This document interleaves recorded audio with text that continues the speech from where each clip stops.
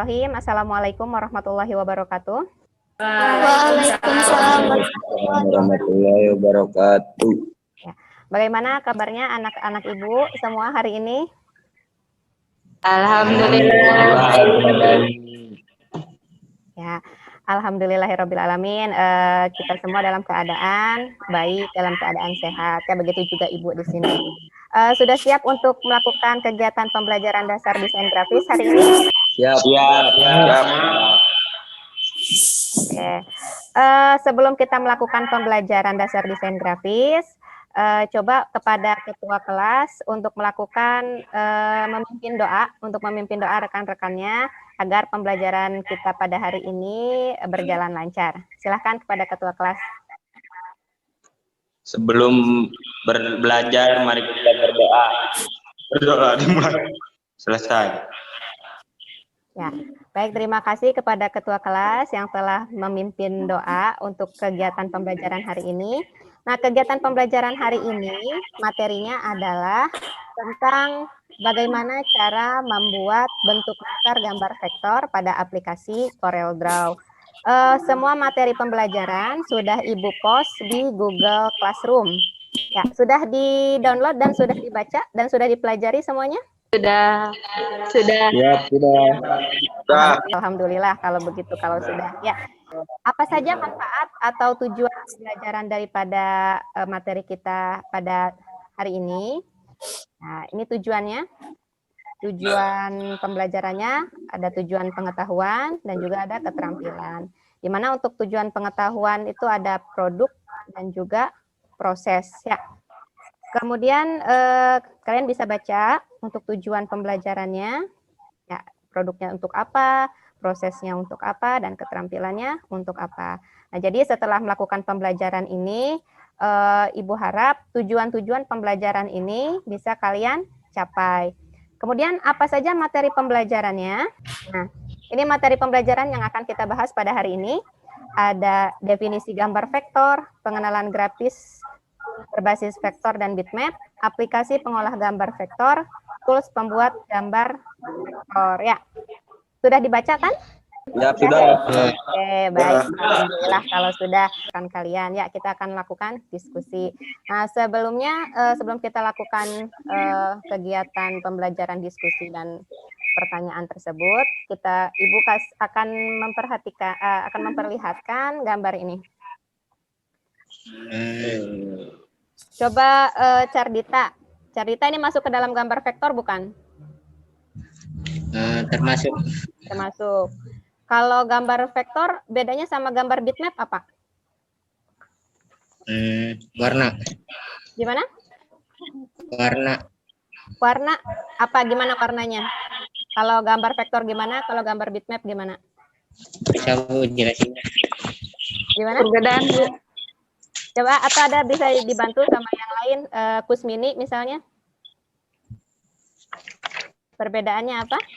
Contoh perbedaannya gambar vektor apabila diperbesar tidak akan terlihat pecah, sedangkan gambar bitmap akan pecah jika diperbesar. Oh gitu. Udah Bu. Ya. Oke, baik. Jadi betul ya, kalau gambar vektor itu ketika diperbesar, dia tidak akan pecah, berbeda dengan gambar bitmap, apabila diperbesar dia akan pecah. Nah, terus kita lihat dari jenis gambarnya juga, ini gambarnya itu hasil buat misalnya di Corel ya, aplikasi pembuat gambar vektor. Kalau misalnya gambar bitmap itu lebih ke seni fotografi, ya, hasil jepretan dari kamera, itu masuknya ke dalam gambar bitmap ya. Nah, kalau menurut kalian, aplikasi apa yang sering kita pakai untuk menggunakan atau mengolah gambar vektor?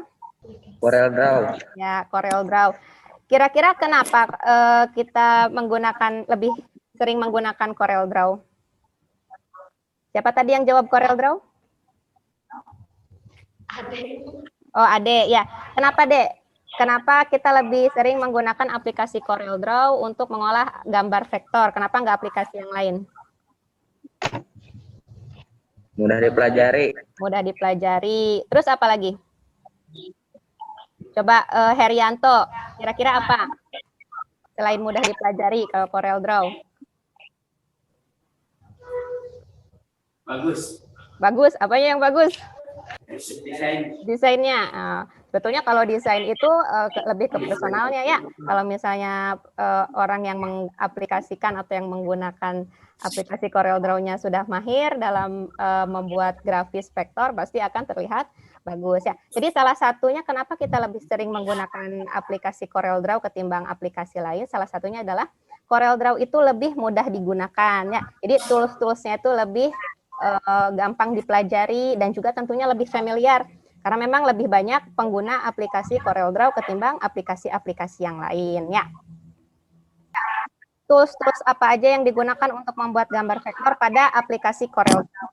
Untuk membuat gambar vektor pada aplikasi CorelDRAW tentu kita akan lebih banyak menggunakan tools yang ada pada toolbox ya. Seperti Pick Tool, Shape Edit Tool, Crop Tool, Zoom Tool, Freehand Tool, Smart Detail Tool, dan lain-lain ya. Nanti kalian akan pelajari bagaimana cara menggunakannya langsung pada aplikasi CorelDRAW ya. Yang mau nanya? Ibu, Ya. Sonia mau tanya. Oh ya, Sonia, Selain silakan. CorelDRAW, aplikasi apa yang dapat digunakan untuk gambar vektor? Selain CorelDRAW, aplikasi apa saja yang bisa digunakan untuk mengolah gambar vektor? Sebetulnya ini sudah dibahas tadi ya, cuman mungkin kalian memang belum pernah menginstal atau membuka secara langsung aplikasi selain CorelDRAW untuk mengolah gambar vektor. Nah, Sonia, bisa dilihat di layar ya, aplikasi pengolah gambar vektor selain daripada CorelDRAW itu ada Adobe Illustrator, ada Beneva Canvas, ada Adobe Freehand, ada Meta Creation Expression, dan Micrograph X Designer ya. Nah, jadi itu aplikasi-aplikasi lain yang bisa digunakan untuk mengolah gambar vektor. Nah, kemudian satu lagi deh pertanyaan. Silakan tadi Cardita mungkin ya. Cardita, apa yang mau ditanyakan? Aplikasi Adobe Photoshop juga digunakan untuk mengolah gambar bitmap. Apakah aplikasi Adobe Photoshop juga digunakan untuk mengolah gambar vektor mungkin ya?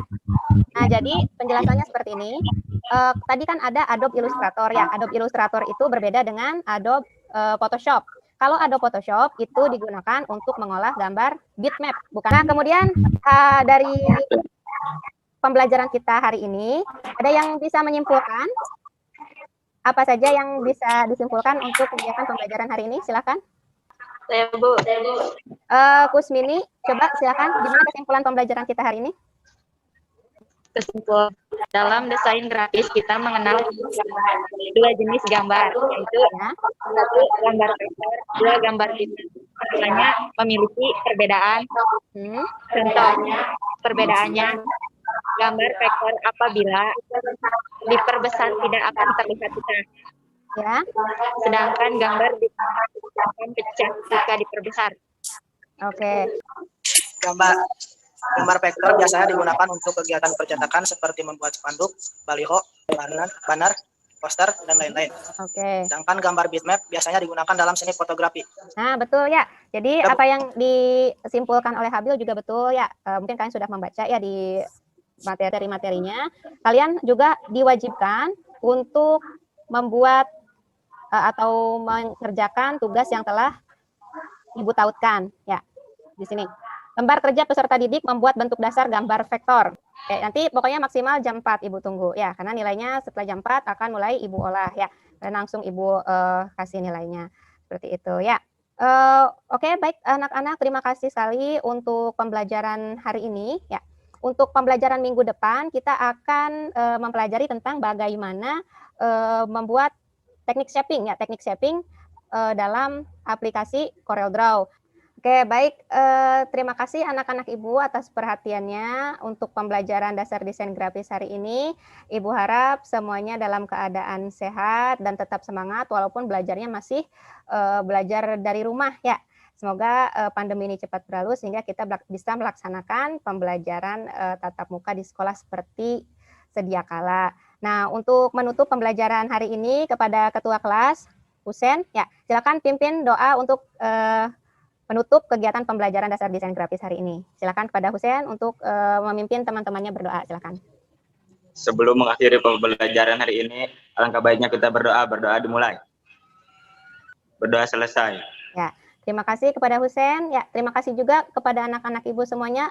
Ingat ya untuk mengerjakan tugas dan ingat juga untuk selalu jaga kesehatan. Sampai jumpa di pembelajaran minggu selanjutnya. Kita akan membahas tentang teknik shaping. Ya, terima kasih. Assalamualaikum warahmatullahi wabarakatuh. Waalaikumsalam warahmatullahi wabarakatuh.